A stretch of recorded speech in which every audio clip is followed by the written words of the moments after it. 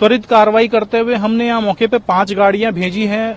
हमारी गाड़ी पहुंचने से पहले ही यहाँ पे लगे फायर फाइटिंग सिस्टम से यहाँ के मेंटेनेंस की टीम के द्वारा आग को जो है बुझा दिया गया था।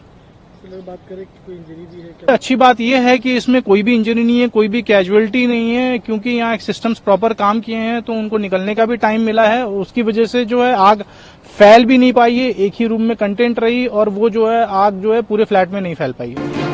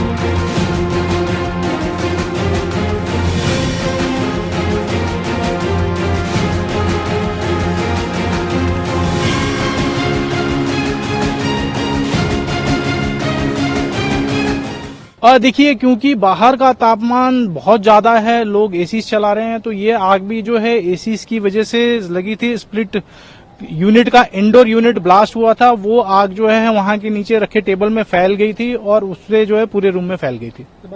बाहर का तापमान लगभग 50 डिग्री के आसपास चल रहा है। जिनके पास एसीज हैं वो लगातार एसीज चला रहे हैं। मैं आपके माध्यम से गुजारिश करूंगा कि एसीज का निरंतर सर्विसिंग कराते रहें, उस पर ज्यादा लोड ना डालें। जैसे अभी हमने एक एसीज के बंधु थे, उन्होंने बताया कि यहाँ पे नोएडा में सल्फर का कंटेंट ज्यादा है तो उससे भी उसको नुकसान पहुंच रहा है।